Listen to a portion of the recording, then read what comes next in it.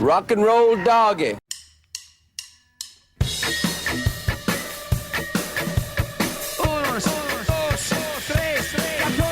Sort of a musical journey, really. That's good. I was going to worry about No, it's a musical journey. Hey everybody, welcome to Rock and Roll Doggies. It is two lifelong friends breaking down music that's been important in our lives. I'm Jason, and this is my co-host, my friend since we were teenagers. It's the Smurf, Don Pardue. How are you, sir? I'm wonderful. How are you? It's yeah. You sure? Yeah. Couldn't be better. Okay. Anything else? Or just No. we're rolling right into it. Okay, good. Sure. Let's roll. We are talking today about U2 as we roll through their entire catalog, album by album and track by track. We're up to the 11th studio album, and the title of it, Don, is How to Dismantle an Atomic Bomb. How to Dismantle an Atomic Bomb. It is 4 years after the hugely successful All That You Can't Leave Behind. And this one is 2004. You know, it was a huge success, won 9 Grammys. It was the 4th highest selling album of 2004. You know, Bono said this would be U2's first rock and roll album. So, I mean, this is another in just a long line of you know, expectations where people get these quotes that thrown out like, hey, this is our, we really got some great songs coming at you. I mean, yeah. Edge is on fire, et cetera, yeah. Lava that's rock, fine. Yeah. What's he supposed to say, right? It's fine. But this was, he also said, this was 25 years in the making. Really? Okay. And so as we look at it, you know, is this better or worse, a different direction, a new direction? Is it all that you still can't leave behind? Is it all that you forgot and had to turn around, go back and pick up? Is it different? This is produced by like a who's who. Who didn't produce this album? Right. Name somebody that produced this album. Chris Thomas. Not Phil Ramone. Not Ryan Tedder. So it was Flood, Steve Lillywhite, Brian Eno, Daniel Lanois, Jack Knifley, Chris Thomas. And I think they had all worked with him before. And then Nellie Hooper and Carl Glanville, not familiar with those people. So either way, there's all those producers. So you're like, wow, that's a lot of cooks in the kitchen. What's this going to be like? Oh, one more anecdote too. This is so U2. Really? A demo version of the album. I know. I couldn't believe this. This is How crazy. did they keep getting this thing stolen? Who's in charge of security for this operation? Was having their photo taken for a magazine in France. In July, they were getting their photo taken. But like, this is July 2004. The album came out right after that. So a demo version of the album was stolen. I guess they didn't have to they're not start some obscure band. What are they Edge, doing? hold it while we have our picture taken. I mean, everything's on this flash drive. Please be careful. Right. Hold my floppy disk. The band did say that after that happened, if it's leaked online, we'll release the album immediately. Right. It was leaked online, and the band did not release it early. Well, I mean, being a U2 fan and just waiting for the next album, that's like an adventure sport unto itself, right? I remember, speaking of the album being leaked, I actually remember hearing a couple tracks off this album, and I can't remember which ones. But, you know when something leaks, even in 2004. So I was able to commandeer a copy online, and it was pretty exciting, you know, when you can lay your ears on something that hasn't been released yet, and you're a fan of a particular musical artist. It's an exciting moment. It's big time. And this is before social media, really. I mean, Facebook was really 2000, the late 2000s. I got on Facebook in 2008, 7, maybe something like that. So like this is before the overtake of social media, if you will. The last days of innocence, maybe. In some ways, I thought this was the most overtly faith-conscious album. What'd you think? Yeah, and they actually recorded Mercy, which is probably the most talked about, officially unreleased U2 song ever. And that was recorded during the sessions for How to Dismantle an Atomic Bomb. And it made it all the way to the very end, and it was cut at the last minute. It was cut from the final release. I would love to hear that. I'd love to hear the studio version of that. I've heard it, but I'd love to hear it reworked a little bit and polished. I don't know. I don't know that it would have worked well on this album. I don't know what subsequent album it might have been a better fit for, but it's. I agree. It's. I was thinking about that today. Is there are little snippets here and there on this album of where he kind of digs into the faith issue a little bit more than perhaps on the previous album. Yeah, I definitely think there's a lot more faith content there, and there's a lot more timestamp, a lot more of a timestamp on it because of what was going on in his life, Bono's life, as the primary, lyricist. What's going on in his life is that his father is in the last stage of his life, and I think that colors the content quite a bit. So I do think it has a lot in common with All That You Can't Leave Behind. And I always think of them, looking back, I think of them as kind of companion partners. pieces. Yeah, companion pieces. Same here. And at the time it was like they were 4 years apart, so not right after the other. But I look at them that way as the same era of the band. So yeah, this is no pun intended, but an edgier sound than the sound's a little bit harder. It is a little bit more of a rock album than it's the previous album. Yep. This is probably a little bit less accessible, I think, to a mainstream audience. Even the layout of the tracks, I think, are similar in some ways. Where they I think fit on so the too. album. Yeah, it's almost like a traditional album setup with like up-tempo anthem type thing leads off, and then it goes to a mid-tempo, and then it's a ballad, that kind of structure. I think you're right. But it does have a grungier, dirtier rock feel. All That You Can't Leave Behind was a return to pop glory, and it had some rock and roll elements, but this is definitely more of a rock album. So it's more of a pop rock, whereas the previous album was a little bit more of a pop. A pop? Yeah. Pop. Okay. Well, so what was pop? Pop was a pop. Are you saying pop would have been a pop rock pop? I always liked Hop on Pop, and I always felt like that Dr. Seuss character was like the best dad because he let his kids jump on his belly all night. So we've gone from How to Dismantle an Atomic Bomb to Dr. Seuss rather quickly. Hop on Pop. You never know what you're going to get on this podcast. I got one more tidbit before we jump in, and this is something that I did not hear at the time, but I've come to see this in a couple places online preparing for the show. Contemporary Christian artist Michael W. Smith. Yes. You can thank him for contributing to the title. I think. That's what I heard. And so this is another one of those where like, did you know how the title came about? It was, allegedly the story is Bono asked him when they were playing together, because he was in the studio. He played on this record, Michael W. Smith. So I think Bono asked him, do you know how to dismantle an atomic bomb? And what did he say? With love, I think is what he said. Yeah, right. It's kind of a cheesy response, but okay. Well, but still.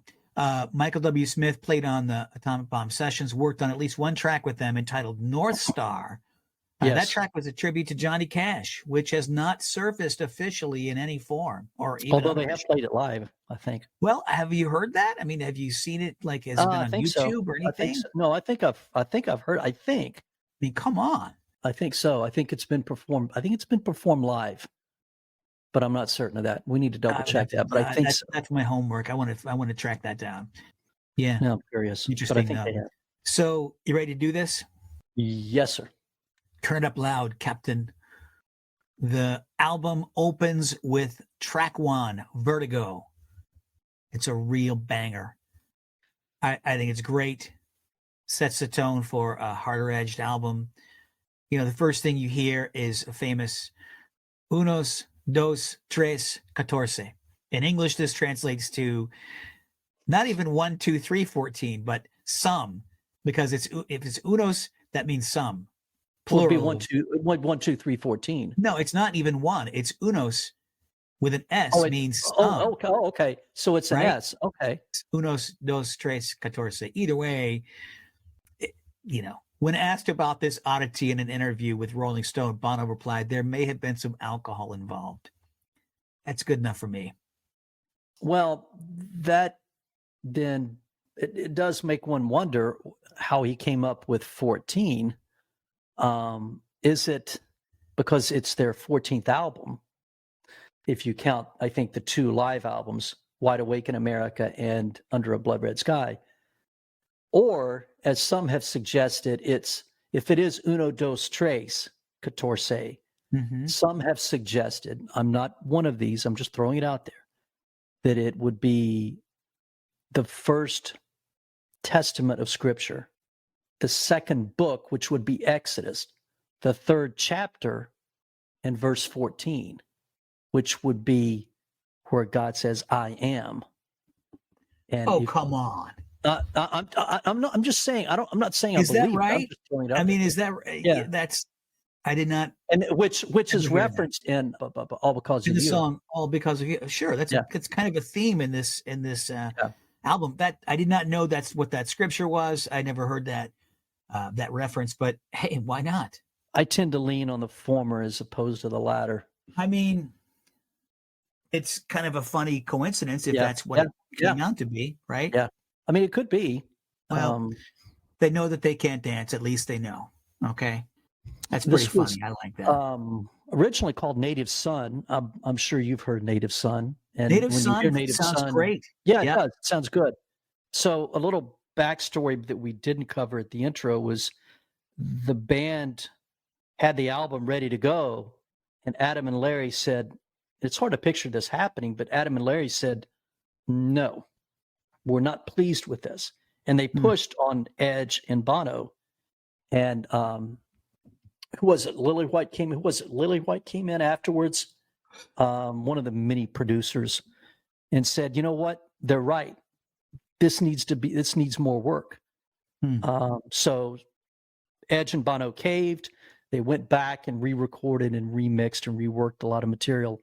So I think Native Son was the original version of this, and Vertigo came about after they decided to go back in and polish up a lot of the material. Okay, that sounds plausible. I mean, it's the same song. It's the same backing track. Yeah, the lyrics are different. Yeah. But so I love the song. It's great. I mean, it became an iPod ad, right? It was highly commercialized, and it was a huge hit, and it was, kind of an announcement of the sound that they have now, and it was their calling card for this album.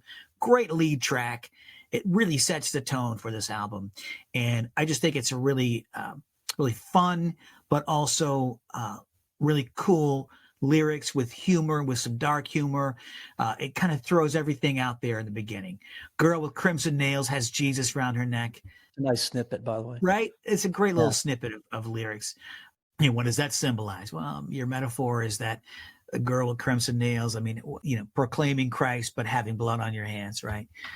Your love is teaching me how to kneel. That's a great little theme that will play out later on in different songs about how, kneeling, blessings, not just for the ones who kneel, and just that kind of starts down that track already. What do you think about the bridge there?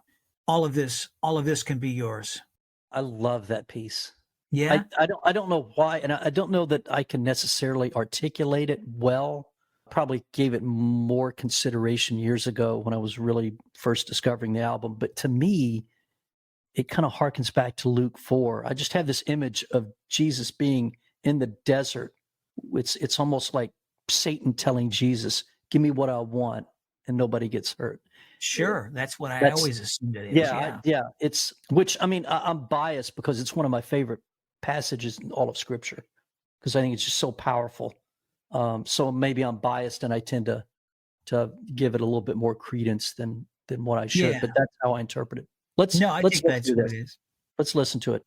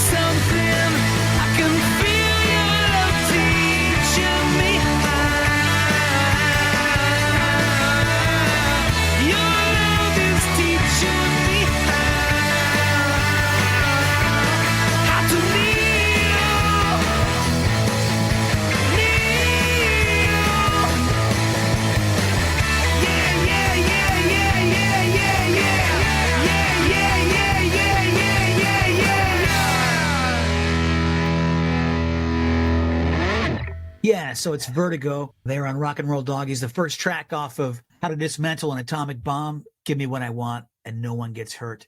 And I think that the way that line is delivered, it has this. He kind of has this inflection of kind of a little bit of a sinister attitude. It's kind of a bossy, kind of almost like a sexy, tempting sort of tone that I think lends even a little bit more credence to the opinion that it's based on the temptation of Christ in the desert.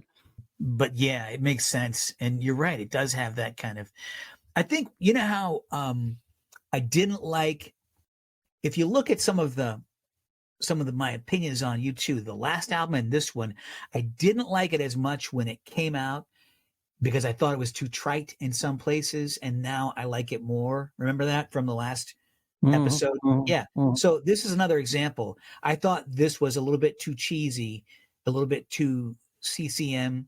Like, is this a Carmen song or what? So I'm like, Wow. Okay. Go on. No, that was my take as a real snarky and younger person. I see it with different eyes now, and I like it a lot more than I did before. That particular part used to make me cringe a little bit.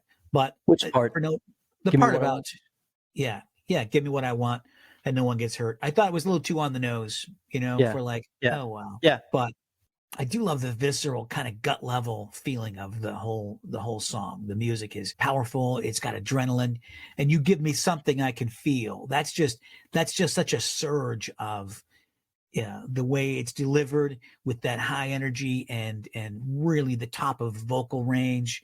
I just love that. You give me something I can feel, and it's like, hey, this is tangible. Whether he's singing about God or whether he's singing about, whatever the object is of his affection or his, devotion, you give me something I can feel. It's real, like it's tangible. I can hold on, grab onto it. It's just super gut level. I love it. It's a very visceral song. They're just, it kind of gets to the crux of, I think, your spiritual self in a little bit. I can feel your love teaching me how. Your love is teaching me how to kneel, but you give me something I can feel. It's an interesting title too. Vertigo is a medical condition of the inner ear where you experience extreme dizziness and so forth. So it kind of reminds me of Elevation a little bit. I don't know if it does that for you. I think there's more meat here. And that was my gripe on Elevation, is that Elevation was more of a dance, kind of just a feel-good tune. I think this has more meat behind it. I can get behind this song. I love when you described lyrical content as meat. That's my favorite. Meat? It's got more meat. No, meat, M-E-A-T. I know, meat. Okay, I thought you said meek is an M-E-E-K. Okay. So yeah, it's definitely plump and juicy. Yes. Yes. Full of tender meatness. Yes. I agree. There's a hot pink red center. Yes. Warm pink red center. Yeah. I love that pick scrape at the end, the very last second. Yeah. Yeah. I love that. Yeah. And did you know?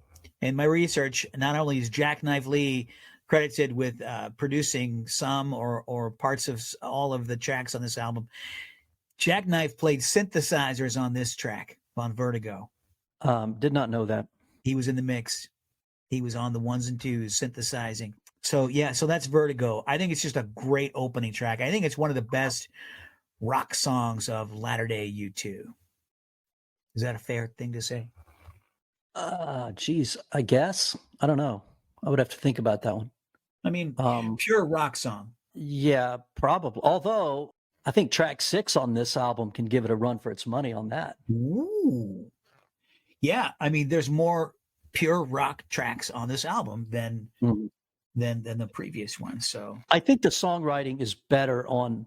Well, let me think about that. I don't think this is high level songwriting. I think I don't know, man. I don't know. Sometimes you can't make it on your own, and I don't want to jump ahead, but I just think there's some moments here where the songwriting is not as stellar as it has been in the past. But but that's not necessarily a knock against the band. You're asking somebody to compete Yeah. musically and artistically at such a high level every time. Yeah. That's not going to Please happen. get a triple double every single game. Right. We want 14 Joshua trees. What do you mean? What, you only scored 25, not 30? Right. So Right. sports being the ultimate metaphor. Yeah. So I mean, it's not really a knock more as much as it is an observation. okay.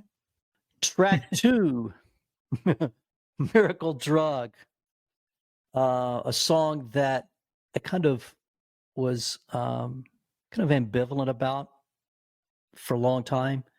And then it just really grew on me. And I think it's because I understand the backstory and I've kind of put my mind in that place where the writer is, to kind of look at the narrative from that perspective. I don't think it's a song you could really mold and say, oh, I like, Where the Streets Have No Name. And you can mold that to so many different things that work for you. I don't think Miracle Drug is like that. But this is a song, as I said, that I think has grown on me. Larry Mullen provides backing vocals on this album. That is a rarity right there. That is a rarity. Yes, sir. Yep. Huh. I get what you're saying about it not being a universal, it can't apply to everyone's life or outlook or whatever. It's very specific you're talking about. So, but I still find it very enjoyable. So yes, it's written about Christopher Nolan, not the director, but it was a friend of theirs, a student at Mount Temple, the school they went to. I guess they knew him when they were all students there. He was a paraplegic, this kid. He was homeschooled and cared for, and eventually, a drug was discovered or developed that allowed him some movement. He began writing poems with this device that was attached to his forehead, and he became a bit of a genius and a really kind of a successful writer, all because of a mother's love and a pseudo medical miracle breakthrough. So I always was under the impression that Miracle Drug was a tribute to that situation, the people who made this treatment possible, and I mean that's what I thought it was about. It would make a really good movie. I can see this being a Hallmark movie. Yeah. So are you not crazy about this? Because I like this track a lot. No, I do. I like it. As I said, it's grown on me over the years. It split the album in half. It finishes in the top half of the album for me. Yeah. I never even, I mean, when I liked it before I knew the backstory of it too. It's kind of like, to me, I think it's about the wholeness of creation in harmony with God's grace, and that God's present in all things. And I say that because the lyrics to me are beneath the noise, but below the din, I hear your voices whispering in science and in medicine. Like, that God is present in all things. Physical world not separate from the spiritual world. That God is present in everything. Your voice is whispering in science and in medicine. I'll concede that I could see that point a little bit. It's a reasonable interpretation, sure. Well, it's my interpretation, so it's what that means to me. So, thanks for letting me have that. Sure, I'm here to validate. I love that guitar that leads right into that little bridge. Right, this part right here.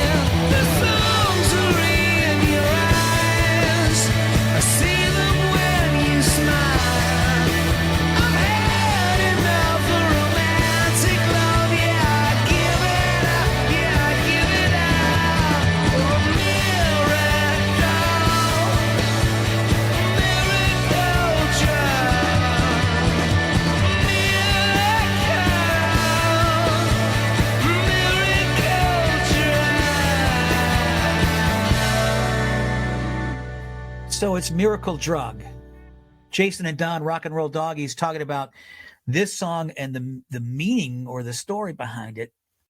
But I still think it's personal for me, even if I don't, I think it's hard to connect and bring that spiritual to the surface in the world. But the part about I've had enough of romantic love, I'd give it up for a miracle drug. I mean, I give up the pleasures of romantic love and relationships for a magic pill that would solve our problems.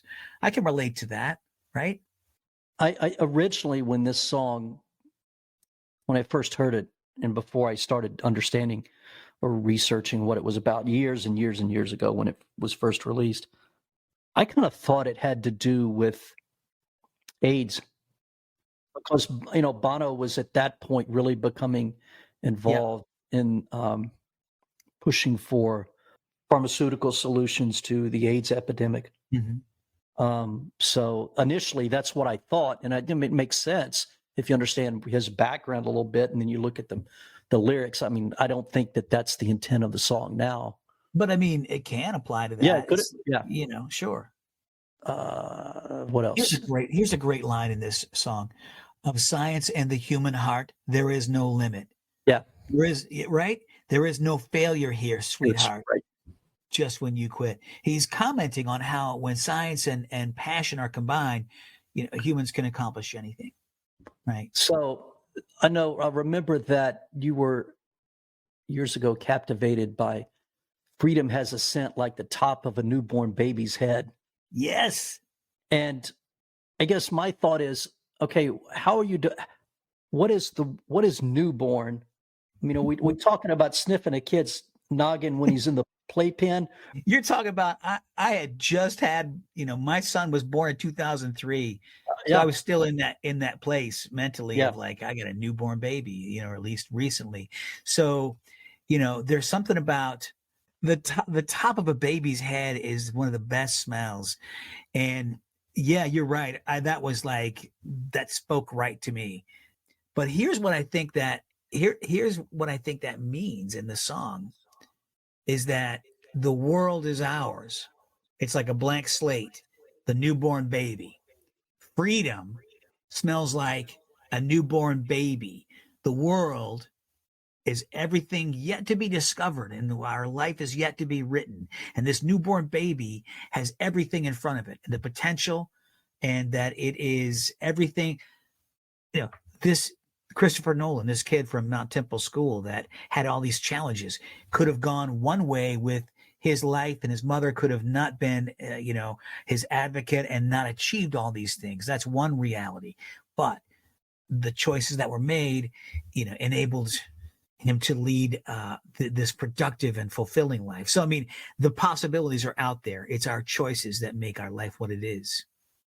It's another example of, I think, the band touching on the idea of innocence and the experience and the beauty it's a band with, I don't know what, they're in their 40s here when they released this. They're grown men and in their middle adulthood, and probably taking a different view of innocence in childhood than they did previously. And then what do they do? Then they go ahead and 2 albums later they release Songs of Innocence and Songs of Experience.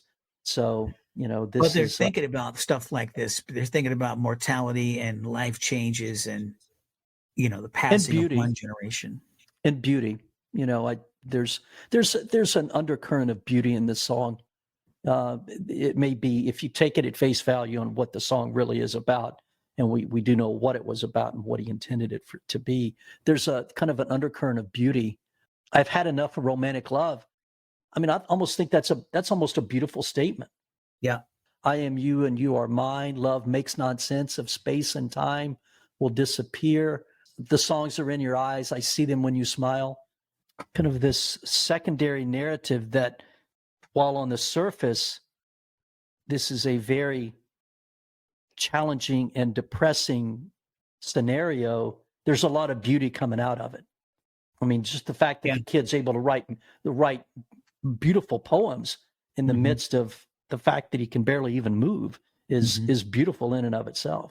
This is a really nice story, and I think it's an underrated underappreciated song. Really like it. Yeah, I was thinking the other day that it kind of reminds me a little bit of the Electrico.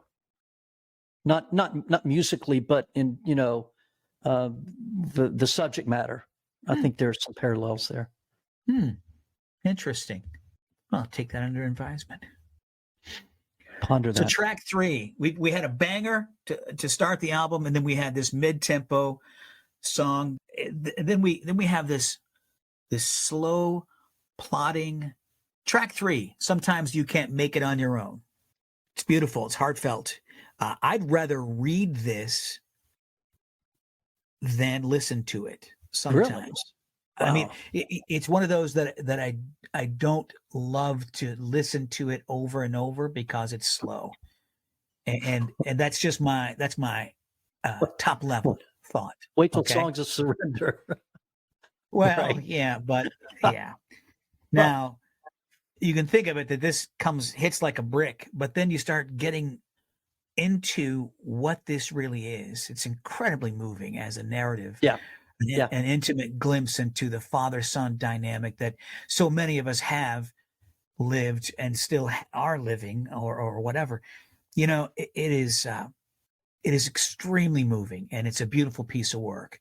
One song of It's the year written. that's at the Grammys. It was Song of the Year. We know the story. There's just so many great lyrics in here. Let me take some of the punches for you tonight. Great. I was watching a documentary last night on pet sounds, and someone said that there's not a lot of fancy prose with pet sounds. Brian Wilson just cuts to the heart of the matter on every song. He gets it down to a real deep personal level with the material on pet sounds. And I think that's true here. It's, sometimes you can't make it on your own is almost a throwaway phrase. But if you're getting down to the deep personal emotion, and that's how that emotion is expressed, then it works. You just said you'd rather read it than listen to it. I love the build. I love the crescendo. Yeah, and let me be clear on that. I love it, but it's not a meal that I want to have over and over. It's one of those that I feel like you've got to almost be in the right state for, right frame of mind, because this will break your heart. This is the kind of thing. Yeah. Listen to me now. The way he phrases that is listen to me now, and he hits the now. But really, I think he should have hit, and it's like you read it, it comes out different. The key word there is me, because he's kind of saying, you've been my father and I've always listened to you. But he's almost saying now, okay, now listen to me now. Yeah. It's not listen to me now, but listen to me now. Now I need to. And it's that whole axis of change in our lives as middle-aged adults, that we now start taking care of our parents, not them taking care of us, right? Now, listen to me now. I've got to tell you what's going on. And I think, again, and yet another very personal moment in this song, I don't need to hear you say that if we weren't so alike, you'd like me a whole lot more. That's he nails that one. All right. Without further elaboration, he nailed that one. I mean, do you have to? Because that's the whole thing with like fathers and sons, and I'm both of those things. And the difficulty is because we're practically the same person. Yeah, it's when he says, and it's you when I look in the mirror. Right. And it's you when I don't pick up the phone. Ooh. He, and that bridge, I know that we don't talk. I'm sick of it all. It's like, it's kind of muttered. It's like Bono's mad. He's just, yeah. He's his relationship with his dad. He's sick that it has to go on like that. He's mad about that. This is the way it is. Yeah. And it can't really change. Right. And it's like, God dang it. And of course, can you hear me when I sing? To me, this is just so brilliant, because this is the best way to understand me, Father. Listen to my music. listen to my music. Can you hear the way I sing, what I sing about? You want to know me? You want to understand me? It's much more effective than me talking to you, because we know that doesn't work. We're going to fight. And he says in that same verse, he says, "You're the reason why the opera is in me." So he says, "Can you hear me when I sing?" And then he throws it back almost as he's saying, "Look, can you hear me when I'm singing? This is what I'm singing about." And then he comes out and says, "But you're the reason I do this." Mm-hmm. Isn't that great? Because his father loved opera, and that's the reason why that But the double meaning too. I always thought, before I ever found out that, his father was a big opera fan or whatever, I always thought it's the opera, the sense of like drama and like the way you view life as like this. Bono is such an indulgent, emotional person that was just, he's operatic in the sense of, as a person, that was the way his father might have been. But hey, literally the opera, and it's just such a great principle that so many of the people look at Bruce, look at how Bruce's music would not be possible, Springsteen, without his relationship with his father. And that's why he, put out such great music and related to so many people because of that. Same thing. You're the reason I sing, and you're the reason why the opera's in me. So I love exploring this song more than I love actually listening to it. So that's right. Yeah. I mean, it's a text to me to study, but it does build, and it becomes great. So his father hated Bono wearing sunglasses when he performed. So during the Vertigo tour, when Bono performed this song, he would take off his sunglasses. Is that right? Yeah. Yeah. That is a nice little tidbit. I had never heard that. The ending, sometimes you can't make it. The best you can do is to fake it. Yes. It's a play on that whole fake it till you make it, right? And then when "Don't Leave Me Here Alone," wow, that's just so crushing. See, now you need to go back and listen. Now you need to. Oh, yeah. Hey, for sure. Okay. Let's take a quick break. This is Rock and Roll Doggies, Don and Jason, looking at how to dismantle an atomic bomb, and we'll be right back. And we're back. Rock and Roll Doggies, two lifelong friends, breaking down music. It's been important in our lives. We're doing U2, album by album, track by track, and how to dismantle an atomic bomb.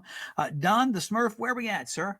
We are at track 4. That's Love and Peace or Else, which I think is the most ambitious track on the album. I think it works well. I think it works really well live. Probably better live than in studio, as Bono would take center stage on the tour wearing a Coexist bandana, banging on a drum. That sounds fun. I don't know why that sounds funny just to say that, but well, he's a funny guy. What are your thoughts on this one? I like it. I like how it comes back out of that ballad with a super grinding, dirty guitar. It's got that, it's got an octung kind of sound, right? Mm-hmm. Mm-hmm. It's got some vocal whispering going on, some layers of just sonic feedback in there, and it's greasy and dirty. I love it. And I love the way it comes straight out. Lay it down. Whatever's important to you, lay your sweet lovely on the ground. And it's such a great little phrase. It's an angry track. You can feel at times where you can almost sense the anger, but the music is very, and I think that's an apt description. It's very octung babyish.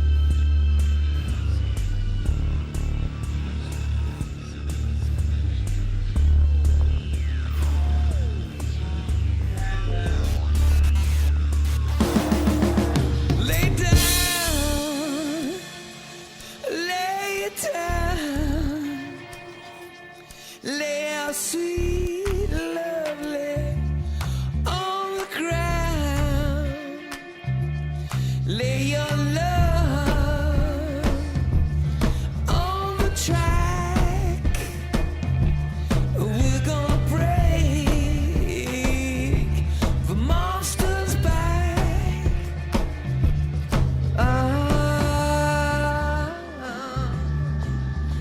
Hey, hey.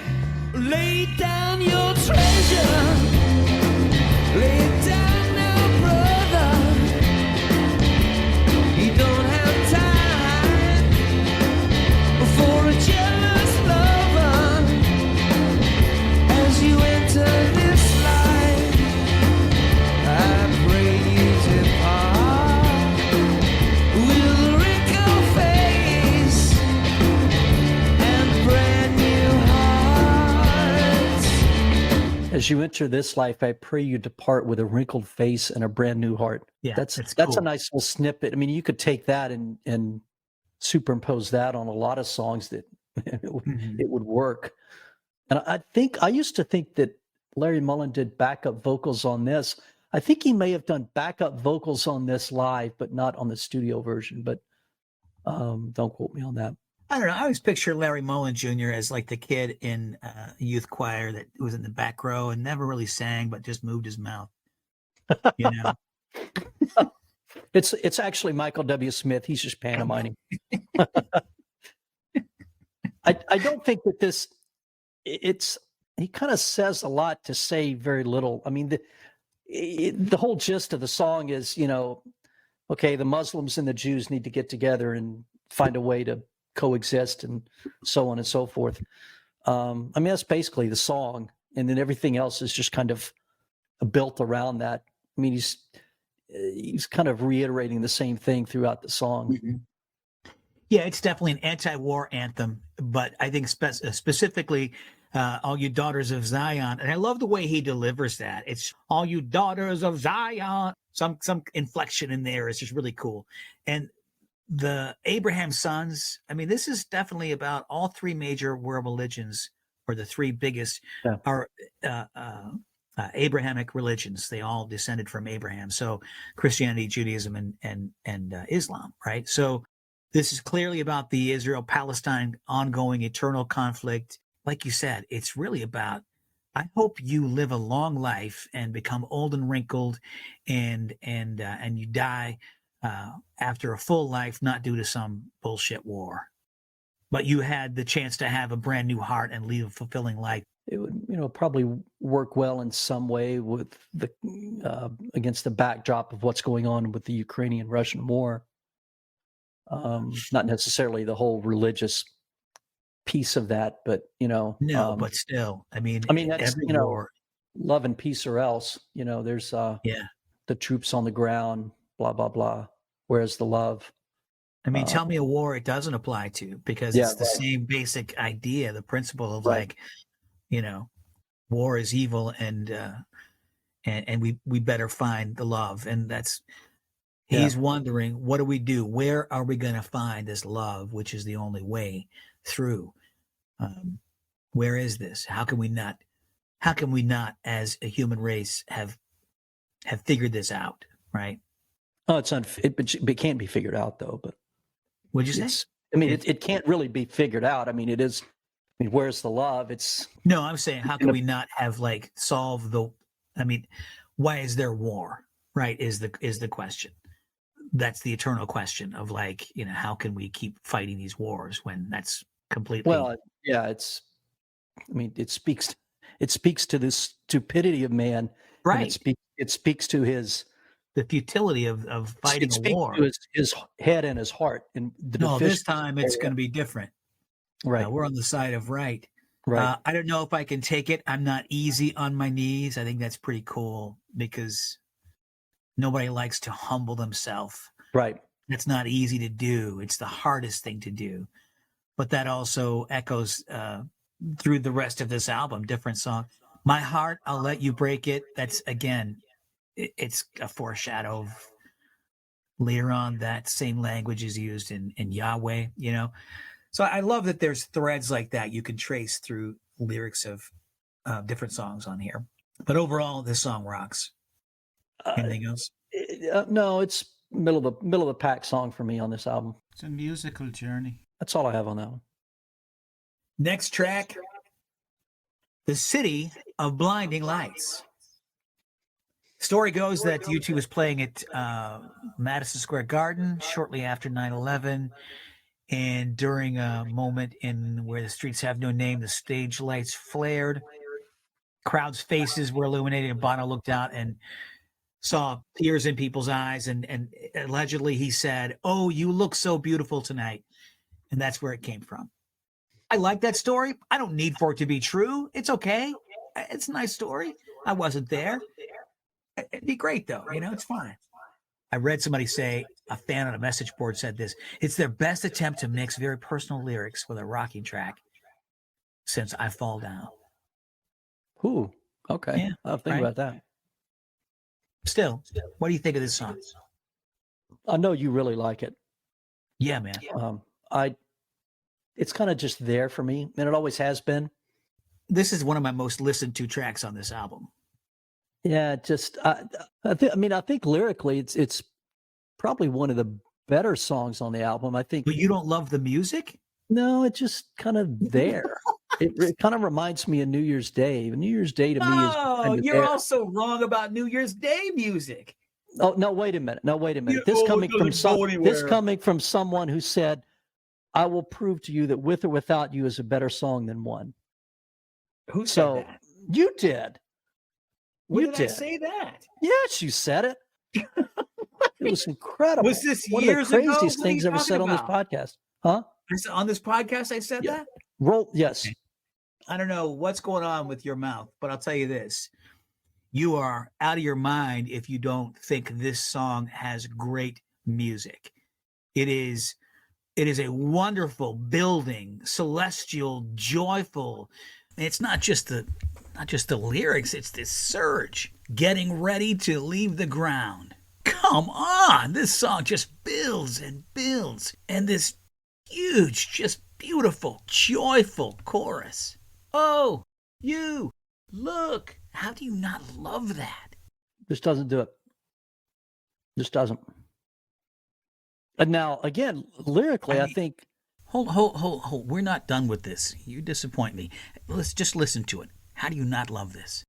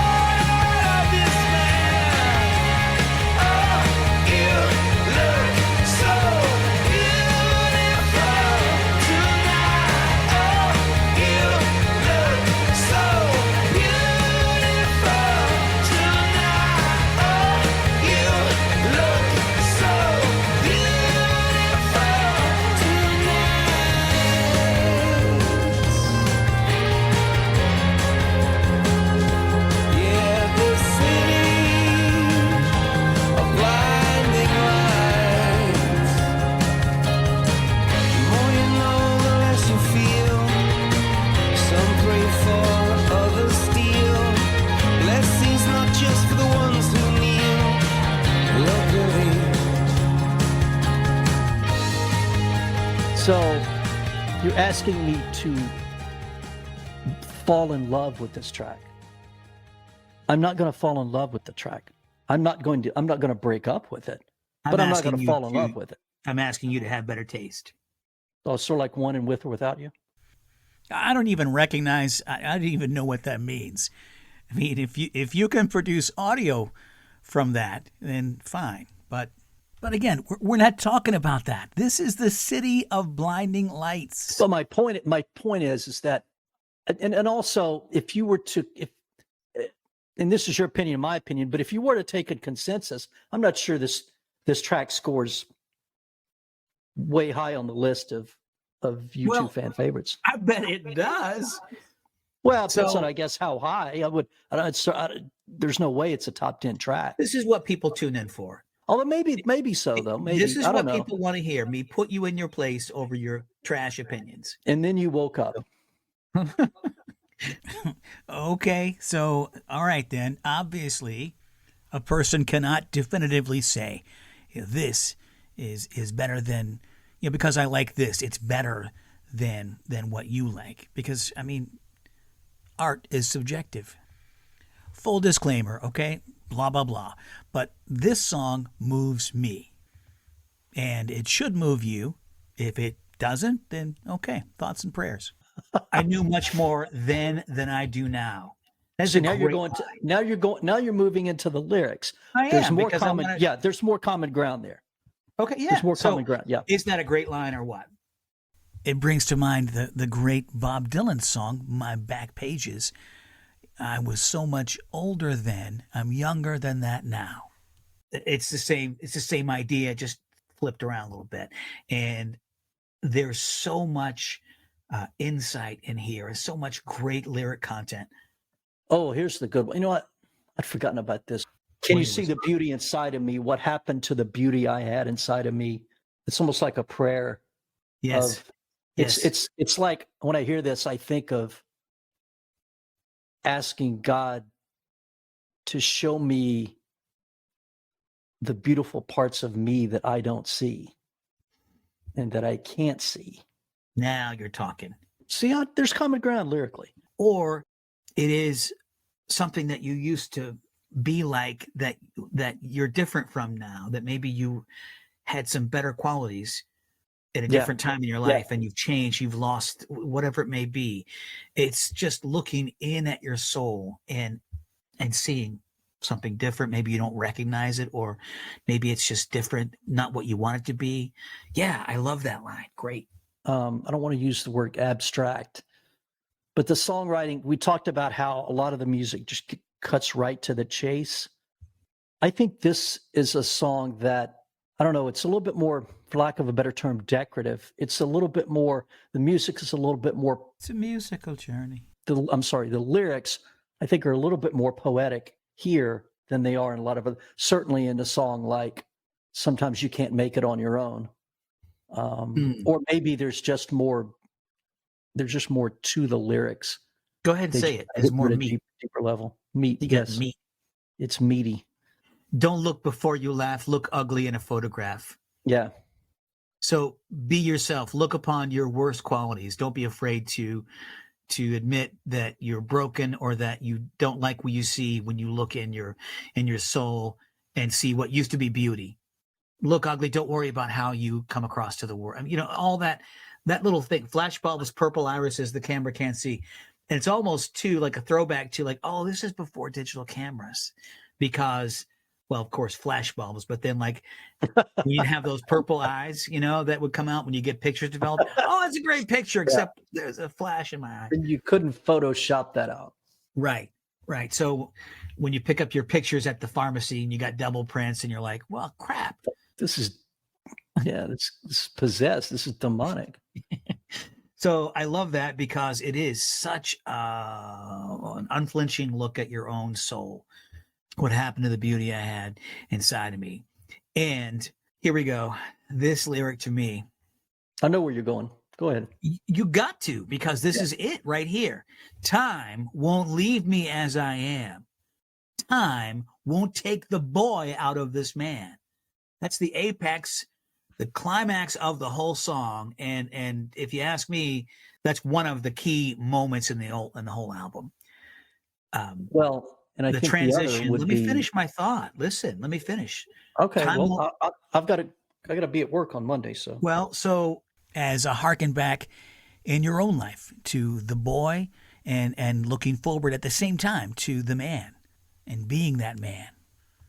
Time won't leave me as I am, but I refuse to be made into someone different than the boy who's inside me.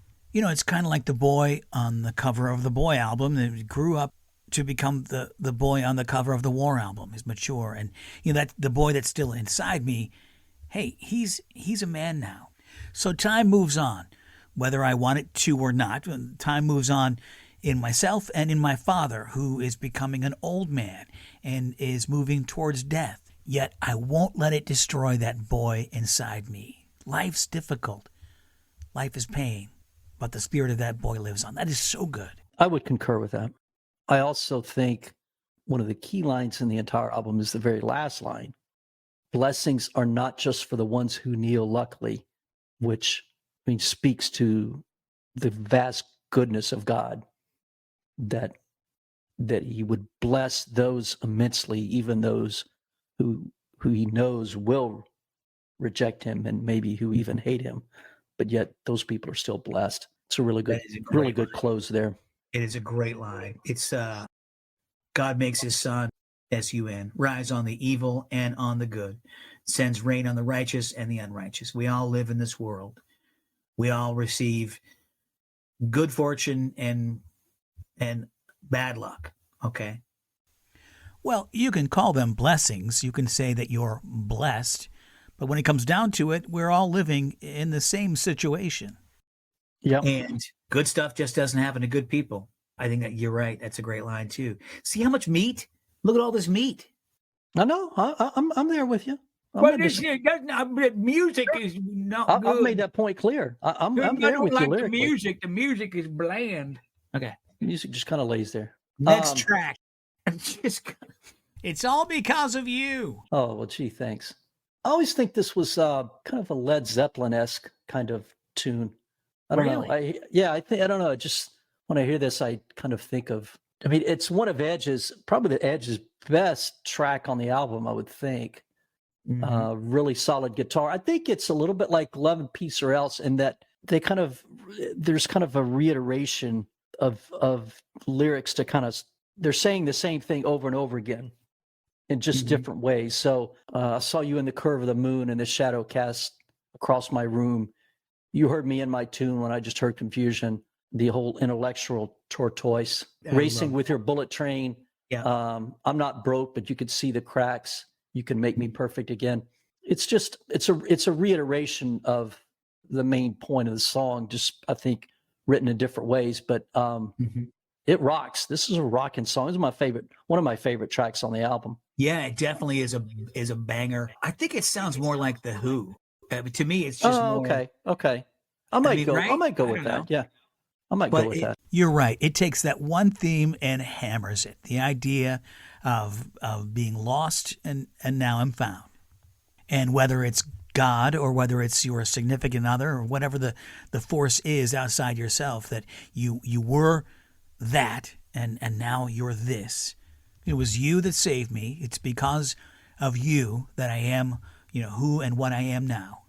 And don't forget, there's another use of the I am, which is the Hebrew name for God. Exodus 3:14. There you go. There we go. And it's all because of you.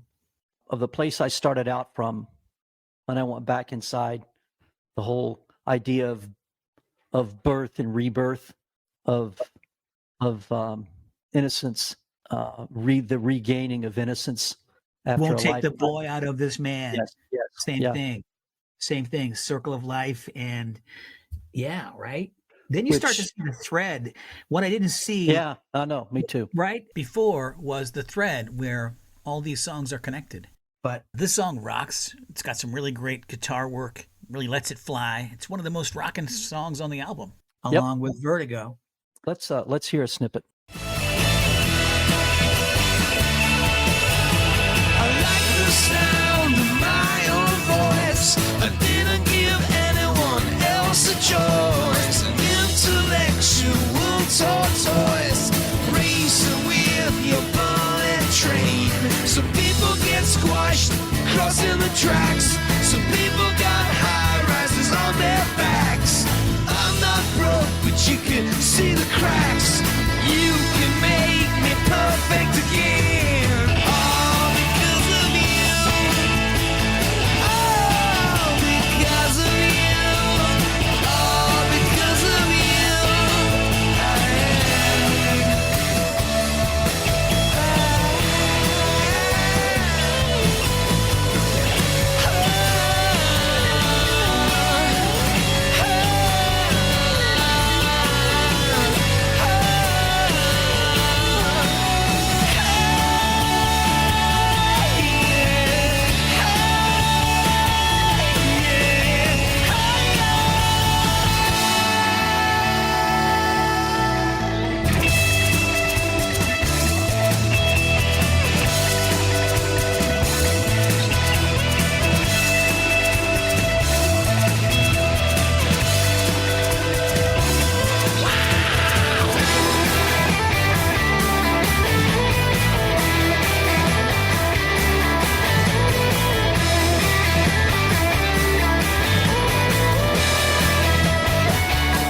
So that's all because of you. And in the running for the most obvious lyrics that Bono has ever written, I like the sound of my own voice.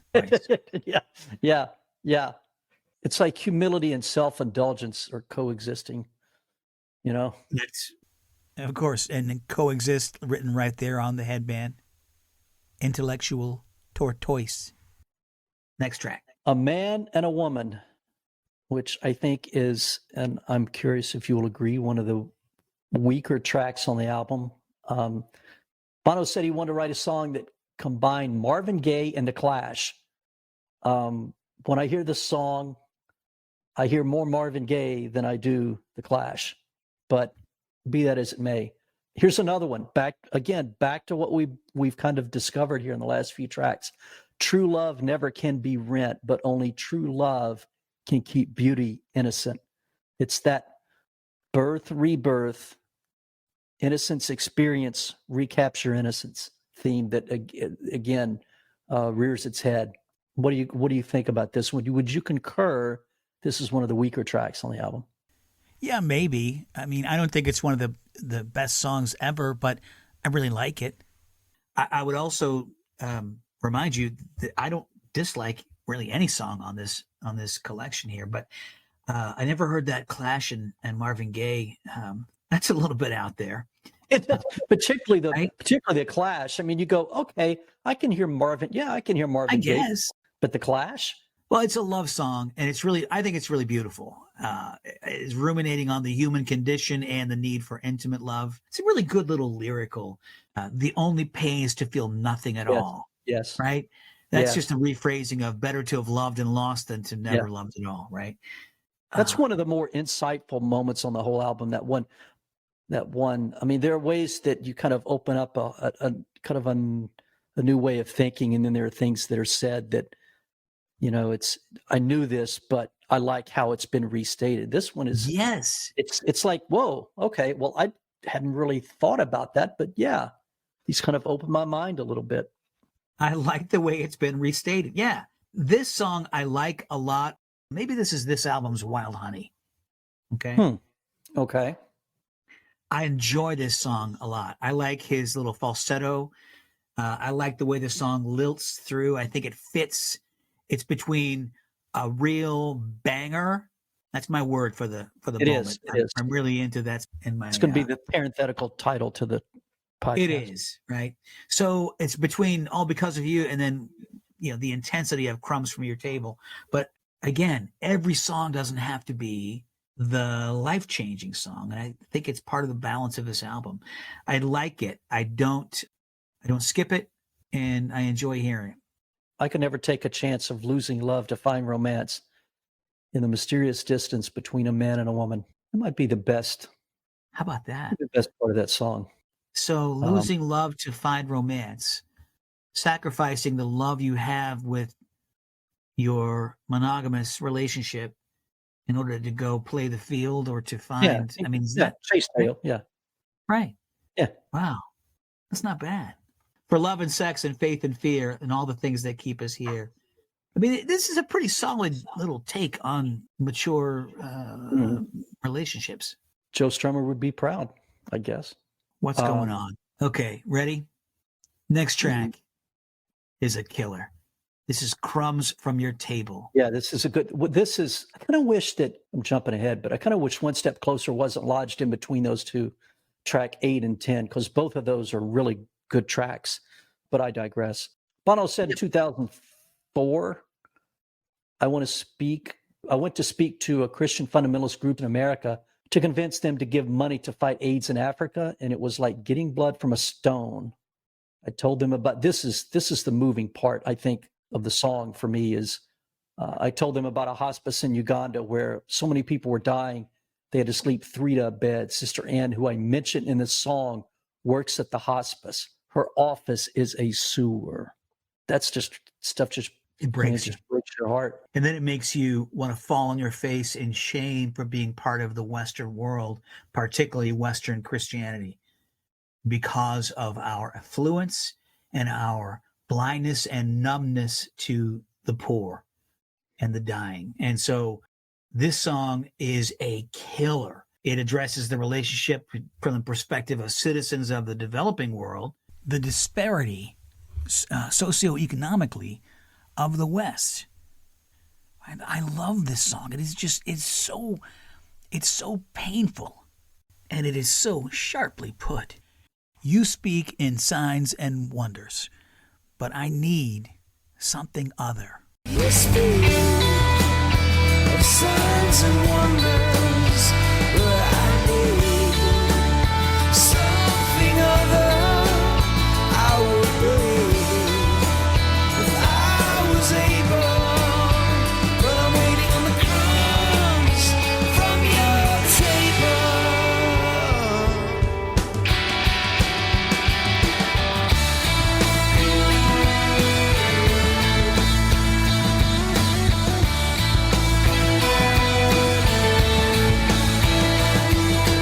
Where you live should not decide whether you live or whether you die.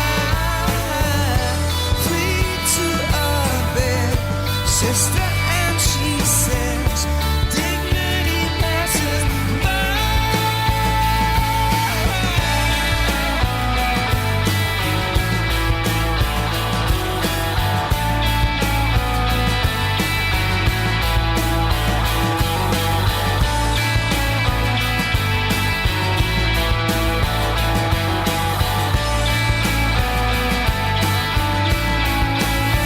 And we speak of signs and wonders, but I need something other. I would believe if I was able. I'm waiting on the crumbs from your table.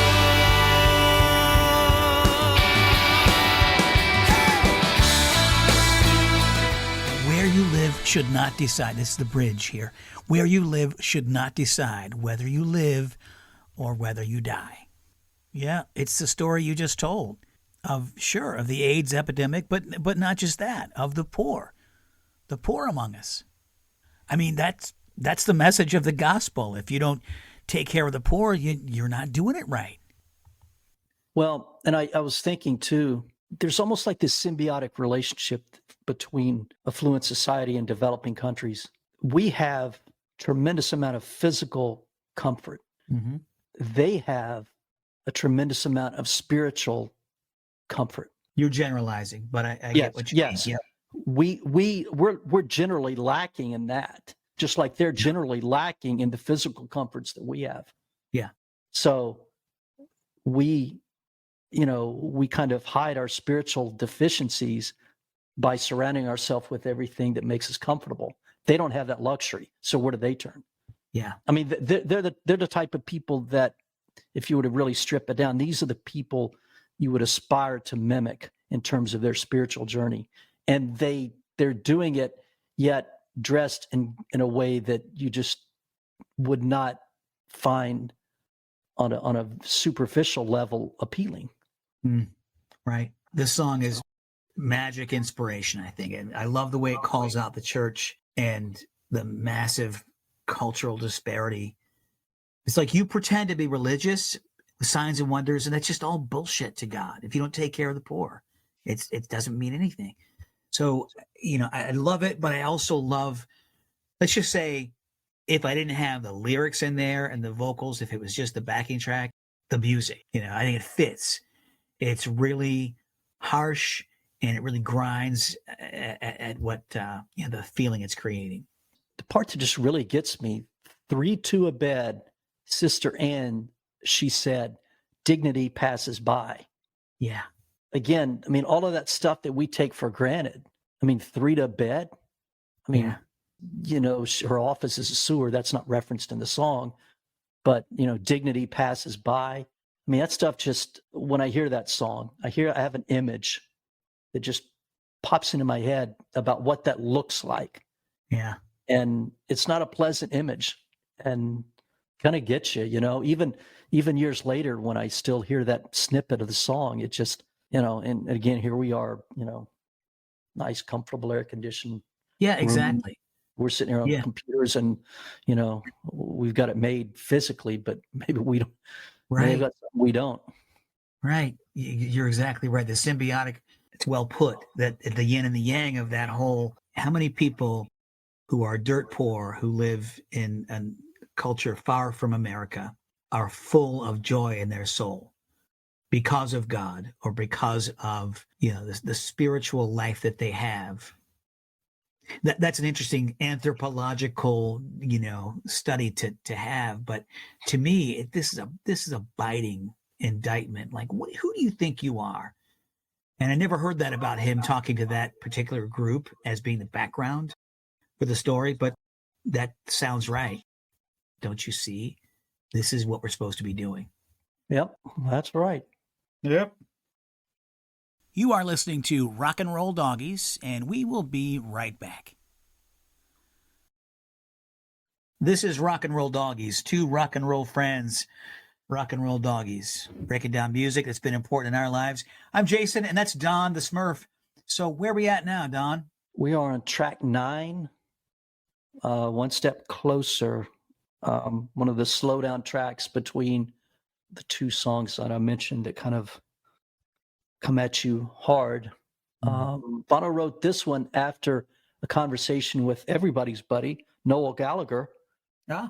When Bono mentioned that his father wasn't a particularly religious person, and Noel said, well, he's one step closer to knowing. Yeah.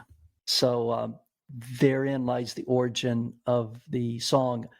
Can't see the future, it's getting away from me. I just watch the taillights glowing. I think is the key, kind of the key lyrical moment in this one. Yeah. For me. There's some really poignant, I think this song captures it for me even more so than Sometimes You Can't Make It on Your Own. Okay. And this is coming from somebody who, I watched my father die. And so I went through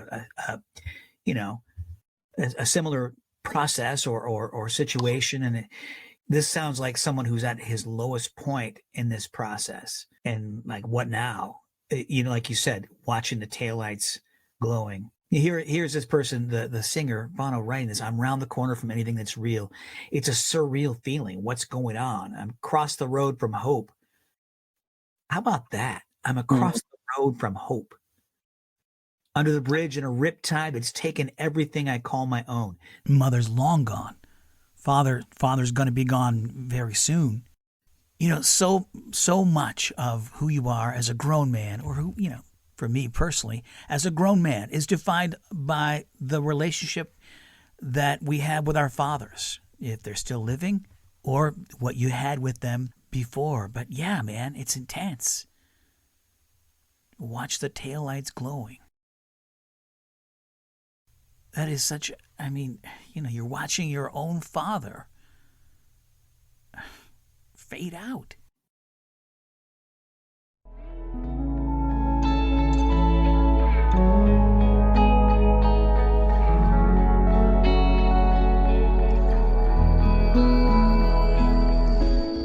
I'm round the corner from anything that's real. I'm across the roads from hope. I'm under the bridge in a riptide and taking everything I call my own. One step closer to knowing. One step closer to knowing. I'm on an island in a busy intersection. I can't go forward now, can't turn back. Can't see the future, it's getting away from me. I just watch the taillights glowing. One step closer to knowing. One step closer to knowing. One step closer to knowing.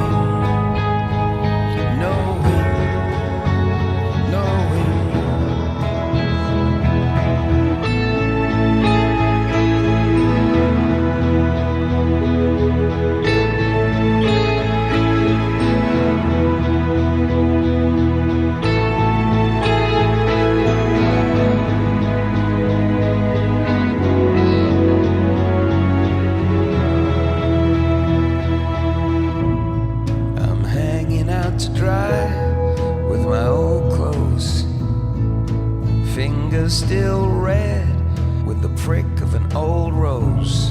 Well, the heart that hurts is a heart that beats. Can you hear the drummer slowing? One step closer to know. I'm also drawn to, I'm on an island at a busy intersection. So Yeah. he's on an island and everything else is going on around him. It's as if his life is ending, but everything else is obviously continuing to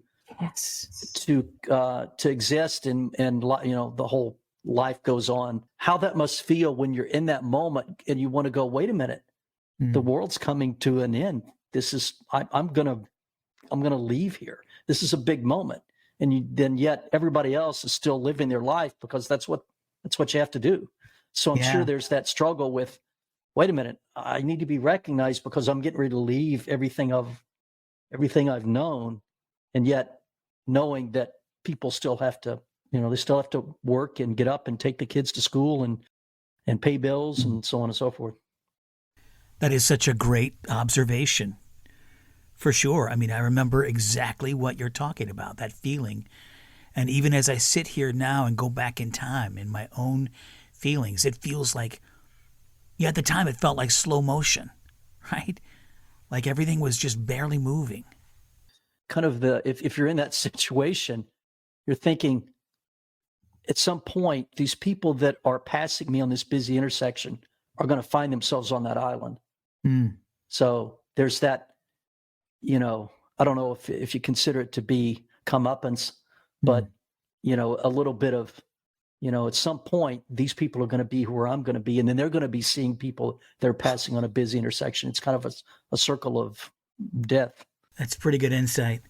I also noticed the heart that hurts is the heart that beats. It's another way to say, like you said, another way to phrase that same thing. The only pain is to feel nothing at all. It's better to have loved and lost than to never have loved at all.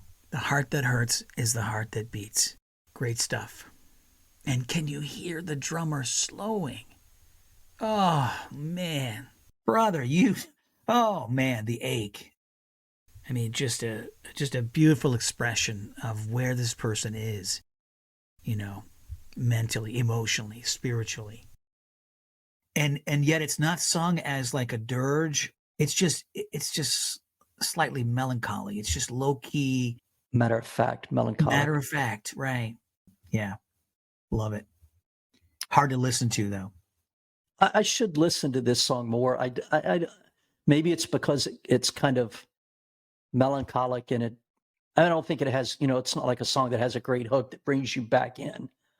But thematically, it's something that I do wonder why I don't listen to it more.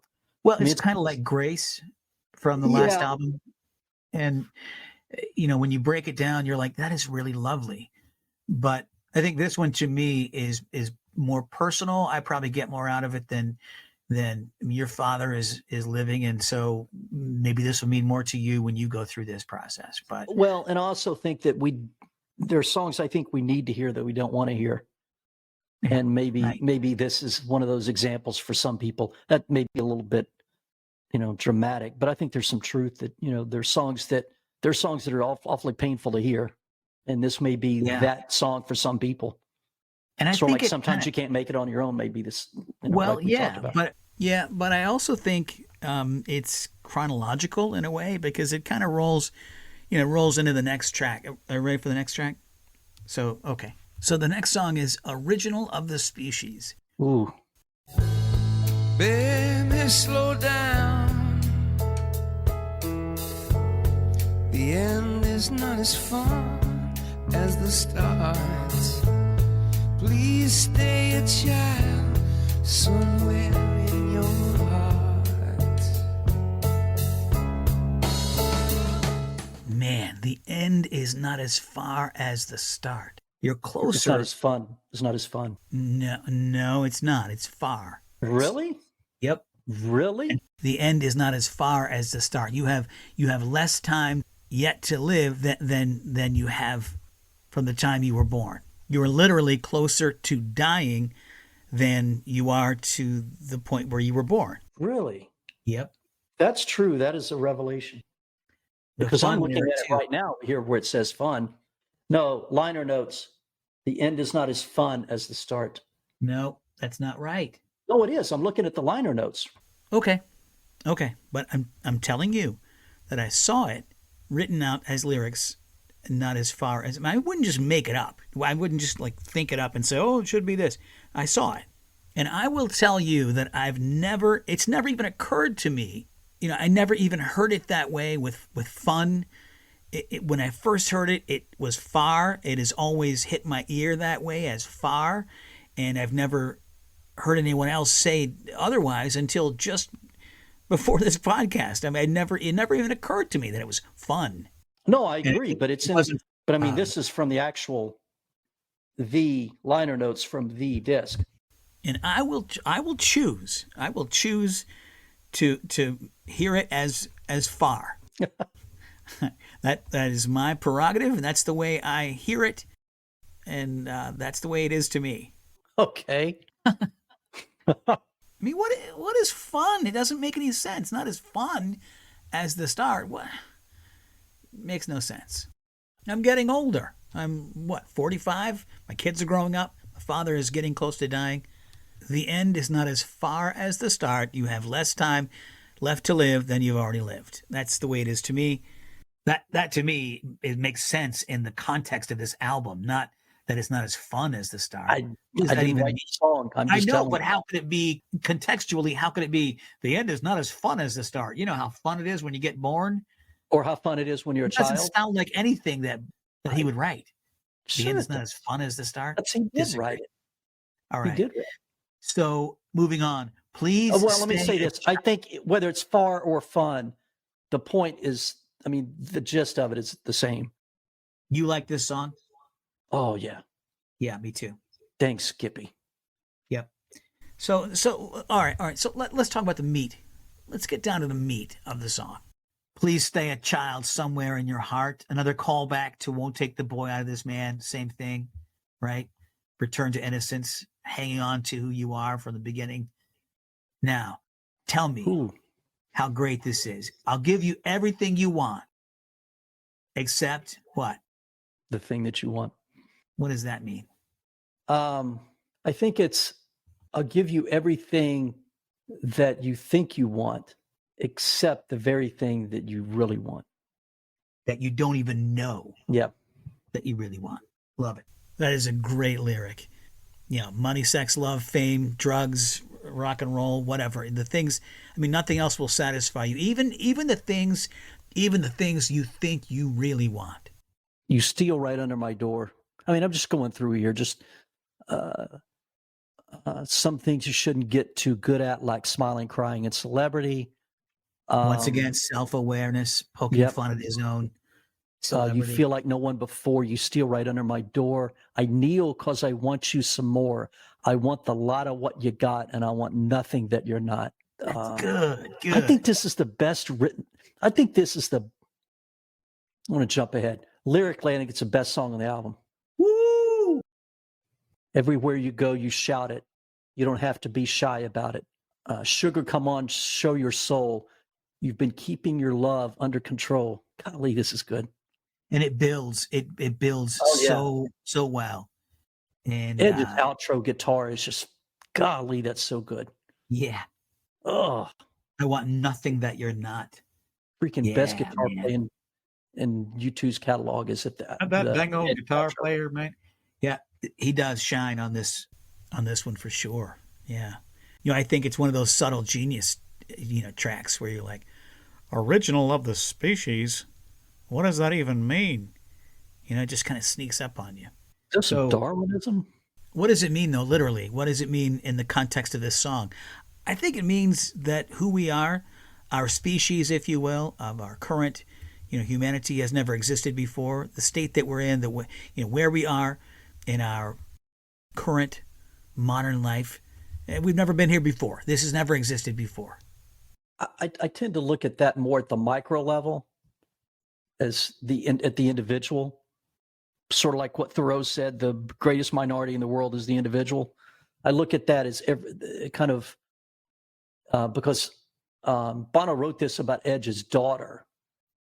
So I think he's speaking it almost one-on-one to say, you're very unique. Continue to try to discover the challenges of life and how you kind of fit into that and finding your place and finding your uniqueness. Mm-hmm. I mean, I think we're saying the same thing. Yeah. I've kind of always, in my mind, viewed this as a conversation that my older self is having with my younger self. Like what if I were to go back, would I say, show your soul. You don't have to be shy about it. You feel like no one before. I kneel because I want you some more. It's almost a little bit like almost like the little things that give you away a little bit. Yeah. Yes. It's the whole innocent experience thing. Right. And then you get into that's kind of like the whole next generation thing, because like the little things that give you away later on in the catalog. That song is written to a teenage son, right? And so, in this album you have the top of a newborn baby's head, and then you have, later on they're writing songs to their teenagers. But I mean, it's kind of the circle of life. It's the progress of time. Older generation, father dying, younger generation, we're all assuming our next place in this process. And here's what I can give you, because I'm further down the road here. I'd like to see your older self talking to your younger self. I'd like to see your now self talking to teenage Smurf of 1986. That would be awesome. I'd be too distracted by Ataris. Ataris. Okay, we're up to track 10 now to close out the album. And this 11, I think. Sorry, track 11. It's Yahweh. Take these shoes, click clacking down some dead end street. Take these shoes and make them fit. Take this shirt, polyester white trash made in nowhere. Take this shirt and make it clean. Take this soul, stranded in some skin and bones. Take this soul and make it say Yahweh, Yahweh. Always been before the child is born. Yahweh. Yahweh being the Hebrew name for God. This is the concluding track that's kind of a statement of faith, summary, if you will. It was like, despite all the situations, all the things that I pretend to be, this is the essence of who I am at the end of the day, okay? This is still a key part of who I am, this faith. Yeah, despite my white trash clothes. I mean, I love the fact, I love how he was secure enough to say that and chose those words. Isn't that great? Click, clack, down a dead end. Just some really good lyrical content here, descriptive. And, it's also a cool tempo. It's mid-tempo, not, it's not a reverential, closing piece like Grace. Right. That is so, this is like a walking on, moving on. It's like one of those, okay, here we go, moving on. It's like, all right, here's a situation, but I pick up my shit and go on. My father's dying. My kids growing up, that's a whole new adventure. I'm a world famous rock star, a little too self-important, but I mean, all right, here it is. Here's the deal. We're moving on. Here we go. We're moving on. Does click clacking bother you? No. Bothers me a little bit. I don't know why. It just sounds. Yeah. And okay, so I'll tell you one thing that really bothers me. I mean, this really bothers me. This knocks the album down for me by a chunk. Take this city, if it be your will, fundamentalist, offertory prayer, idiotic piece of tripe Yeah. That is the most. Like you need a qualifier for that. I mean, well, If he's that's going to the take the city, laziest he's not piece going of to do it if writing. it's not his will. Seriously, that's the most. Dear Lord, we pray that you will heal this person, if it be thy will. I mean, you and I grew up in a tradition that espoused this belief that that's the way, you kind of, we're praying for this to happen, but we're not super confident that it will, or that even it should. But we're going to say we pray for this, but hey, we're giving God an out. If it doesn't happen, then it's because it wasn't His will. Oh, if it be thy will, if it be your will, if it's your will, let her say yes when I ask her out. If it's your will, let me get into that college. If it must not, well, it must not be His will. Come on. You're right about that. I'm not going to let that. No, it doesn't ruin the out. I'm just saying, like that. Or it That would to knock me it down is for like me, but your point's well it came taken. out of nowhere. I mean, he doesn't talk that way. He doesn't use that kind of language. He's not a fundamentalist. He's not an evangelical. Well, the Phraseology. idea, it's like you're saying, take this city. I mean, the counter request there would be, okay, take this city even if it's not your will. Well, he's not going to take the city if it's not his will. So Well, I mean, why even interject that? Just I be bold know. enough and say, take this city. I mean, what is it like? Take this city like it's the Civil War and you're taking Richmond. I mean, what? So That's a good question. Take this city. A city should be shining on a hill. Take this city if yeah, it be you will. What no man can own, no man can take. And then take this heart, etc. the rest of it is solid. Like take my shoes, ill-fitting shoes, my stupid shirt, my rock star stuff. Take this soul, strand it in some skin and bones. That's nice. All right. Take this soul, make it sing. Always pain before a child is born.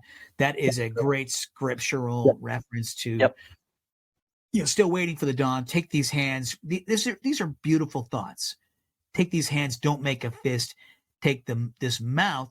And he's personal. I'm so quick to criticize. Give it a kiss. Yeah, I like that. Right? Yep. I'm so disappointed. Oh, but always pain before a child is born. Why the dark before the dawn, right? That's great. Yeah. I just feel like if it be your will, did you just need to rhyme with hill? No, I'm so mad about that. I don't like it. I mean, it doesn't bother me. I think it's a bit redundant for the reasons I previously stated. And I think it is, I think it, depending on your upbringing, it is trite, but it's, I'll give them a pass.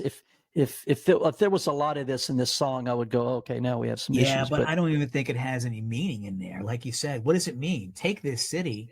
If it be your will, and if you're trying to teach me something, then I feel like it's just so dumbed down. I mean, you know how I feel about that stuff. And for Bono, I just feel like it's lazy writing. Yeah, for someone who's an intelligent person, a thinker, for someone who's such a good writer, who never has been given over to cliche, who knows the language and knows about these thoughts that are so. I'm trying to avoid using the phrase "thinks outside the box," but that's what he is. He thinks outside the norm of language or of Christian culture. I guess. I'm right now. I'm kind of more wondering why. So why didn't he say, "Take this soul"? A soul should be shining on a hill, or take. I know I'm just inserting other ideas, but I guess. Well, a city shining on the hill. That's also a scriptural reference too. But a city. I don't have any justification for if it be your will. Maybe this was written during the same recording sessions as Vertigo, when they had a little bit too much to drink. Maybe Michael W. Smith wrote this part. Collaborator Michael W. Smith. Great is the Lord, if it be your will. Look, I guess they had a lock in, and yes, lock the doors. Yes, Jackknife Lee led the devotions, and bring your sleeping bags. Yeah, we'll play a few games. It'll God. be good. Anybody have an unspoken request? If it be your will. If it be your will. Okay. No, I mean, it doesn't ruin it for me at all. It doesn't ruin it, but it sticks. It sticks in my craw. Okay. I mean, Okay. I get that. Either way, Yahweh brings it all the way back around. I am is repeated several times in there. And there's a whole lot of feeling of Old Testament God in this, Yeah. because Yeah. the reference is point. Israel, right? Yep. And Yep. there's a whole lot of that. So I enjoy when things are put together and joined by a thread throughout the whole album. Otherwise, it's just a collection of songs. So One thing about Yahweh, though, is that it's a song about surrender, which is another theme that is yeah, that runs throughout the U2 catalog, and it really has, if nothing more than by title only, become something most recently that's been in the very forefront of U2's work, or Bono's work with the book, and Edge reworking all those songs that we've all heard before. But so anyway. Yeah, no, that's a great point too, because that's the white flag and the song Surrender and all of the things throughout the whole catalog and legacy of this band. It's surrender. It's I surrender all. There you go. This is Rock and Roll Doggies, and we'll be right back. Okay, this is Rock and Roll Doggies. Two lifelong friends breaking down music that's been important in our lives. I am Jason, and that is Don, the Smurf, and we're taking a look at how to dismantle an atomic bomb. Now's the time where we typically pick our most outstanding track, personal opinion of each of us, and also our most underrated track, and best lyric. And then we give the album a personal rating, 0 to 10. What we think the album rates. So how would you like to proceed, Smurf? Would you like to start? And give your most outstanding track. Best track, Original Species. Okay, great. I think I know which one you're going to choose. This is what is to you the most underrated track on this album? I'm going to throw you for a loop. Original Species, and it's actually the best track. Original of the Species, most underrated and a standout track. Yeah, which Talk is like, about it a little bit. Why is that? As I said, I love the Edge's outro. I think the guitar playing is just, it's not like Bullet the Blue Sky, Edge just unleashed. It's kind of the moment where, like we talked about in With or Without You, where Edge knows, you feel like the moment's going to explode, but it doesn't. And there's beauty in that constraint. This is what happens on Original Species. You can, when you hear it, you go, it's there, it's very audible, but it's not powerful. It's the power lies in how subtle it is almost, and not how bombastic it is. And then, just lyrically, I think it's just, it's a beautiful, as we talked about, it's a beautiful reiteration of the theme that's becoming more and more prevalent in their catalog at this juncture, and that's the beauty of innocent as someone is growing older, and the appreciation of how unique, the innocence that lies in how unique a person is, particularly when they don't realize it. Yeah, that is well stated. Actually, that would come in second for me on most underrated track, because I totally agree. Under the radar, if you will. My pick for most underrated song on the album is Crumbs from Your Table. Oh, okay. Because to me, it's just scorching. It is just such a great track that almost transcends, and it's kind of a non sequitur. There's not really I don't think it's out of place, but it's not exactly part of the thread of the father or the generational musings, so it basically just calls out the Western church. And I love how it is just so plainly stated and direct. And the music, I love the music. I love the guitar. To me, it's this album's When I Look at the World. I don't know why. I don't know what the connection there is, but something just ties those two together in my mind. And I think that's Well, we my talked pick. about the parallel between those two albums, so that makes sense. Yeah, I mean, it's deep on side 2 or deep in the order of songs. And so to me, I think they're both maybe about, I don't know, not a crisis, but kind of an indictment of the church. And they've just always been linked in my mind. Standout track, City of Blinding Lights. Full on, no hesitation, 100%. To me, it's just a joyous anthem. It is the thing that happens on this album. Oh, you look so beautiful tonight. Come on! It's the foundation of this album. I really believe that. And I mean, originally I thought it was this album's Where the Streets Have No Name. And I was right. To me, it's that inspirational. It is that powerful. And it is the statement of this album. It's the whole essence, I think, here. To me, it's a standout track. It elevates me. What's your best lyric? My choice for standout lyric is, time won't leave me as I am. Time won't take the boy out of this man. Oh, you look so beautiful tonight. It's from City of Blinding Lights. What's yours? At the risk of opening an old wound, baby, slow down. The end is not as fun as the start. You got to be kidding me. Please stay a child That's somewhere not even a in your heart. lyric. I don't want to be that way. Okay. It is what it is. Well, and I it's almost funny that you'd pick a lyric that doesn't even appear on the album, but that's all right. You'd have taken up with their publishing company because that's what's on the liner notes. But yeah. I almost, as we were going through it, and I'm so married to Original the Species, I'm just a strong affinity to that song. Mm-hmm. In my mind, it's clearly the best song on the album, and that's not to poo-poo any other songs on the album. There's some really good songs on the album, and I almost went with, as we were working through this, blessings are not just for the ones who kneel, luckily.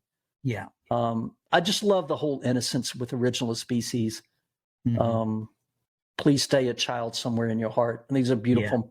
It's not, again, one of those moments that just blows you away, that blows your mind. You go, wow, my mind's opened up to something I hadn't seen before. But it's just the expression of that. Please, it's so beautiful, just so innocent. Please stay a child somewhere in your heart.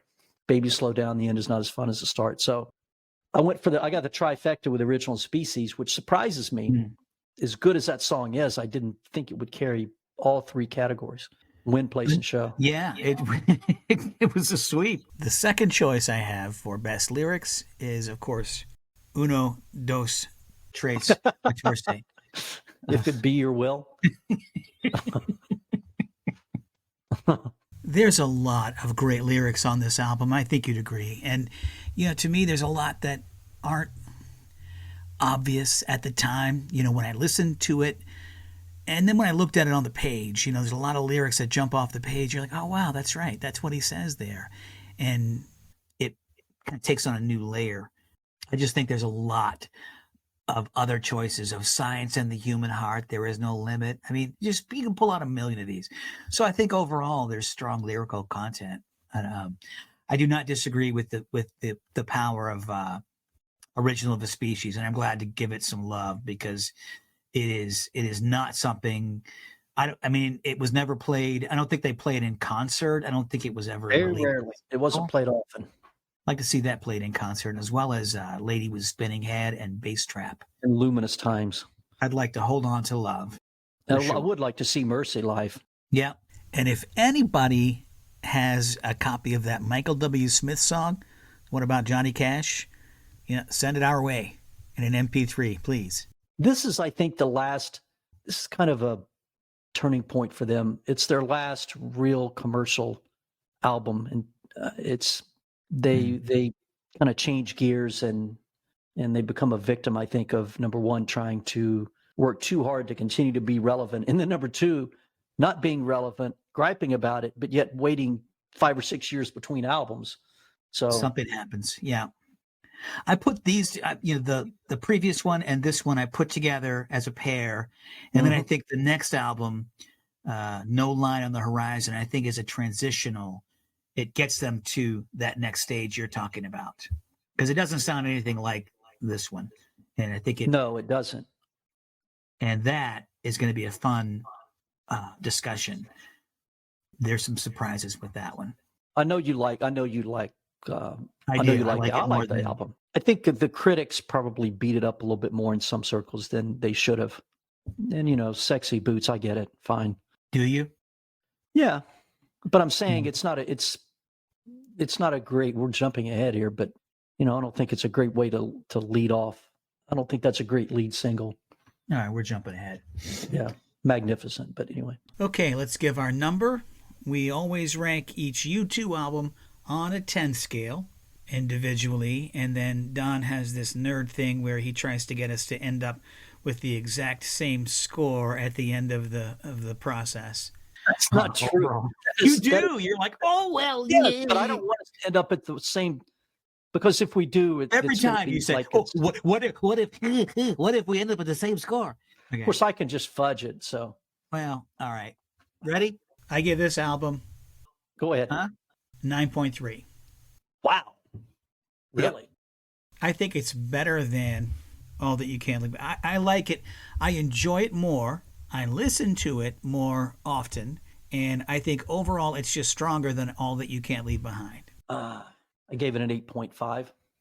Ooh, terrible. That and I think we box ourselves in. We talked about this. The further along we progress, because it's an 8.5. I gave Boy an 8.1. How does it stack up against Boy? I know. I gave Rattle and Hum an 8.7, so it's not as good as Rattle and Hum. I know, and it's a total box in, and so I always think I gave War a 9.0. What does this compare to War? But then again, you can't. This is not even probably the right thing to do. Numbers and art. I mean, you can't really rate something with numbers based on how it makes you feel, right? I mean, this is probably not even the right process to go through to measure it. It's kind of counterintuitive, but we still feel the need to do it, so we do it. Music critics do it all the time, though. Right. Rolling Stone gives everything. Spin Rolling Stone in it. U2 takes a bowel movement. No, 5 stars. Miami Song of the Year, yeah. You have pulled ahead. Oh, see? See, you are. You're keeping track. Oh, now sure you're I am. ahead. Yeah. This is not. How many quad wins do I have? If this is correct, then you've averaged a 7.8, and I'm at a 7.7. That's not right. 7.8. That's not right. I'll need to recalculate. I really thought this formula was correct. I feel like this is the same conversation every time. You're like, hold on, wait, no, my numbers are wrong. Wait, numbers, man. Yeah, you're boxed in. But so the thing is, I like this one a lot better than you do, a lot more than you do, and I think that's refreshing. You know what I mean? Because like so many times we're like huddled together, circle jerking like two identical twins. No, this is a wonderful album. Yeah, but it's easy to do that with Octung Baby and Joshua Tree. It is. I mean, if we weren't on the same page there, then we'd have a podcast. I don't think we're on the same page with the two technos either, Pop and Zooropa. Actually, you're at an 8.6. Yeah. I'm at an 8.4. Good I'll discussion. throw it on the last album. I'll just 10.5. Somebody will pay me off. Beavis, I think Songs of Surrender is like better than Dark Side of the Moon. Yeah. Dark Side of Surrender. Brain damage. All right, friends, it's been great. This has been Rock and Roll Doggies taking a look at how to dismantle an atomic bomb. Rock and Roll Doggies. Until next time, Don, take us out, please. All right. Thanks for logging on and listening to our thoughts on one of the most influential bands of the modern era. Be sure to follow us at Rock and Roll Doggies on Instagram and on Twitter at Roll Doggies for details about our next podcast and other tidbits as we take a chronological journey through the discography of U2. Until we connect again, good Good night, everybody. No, it's a musical journey.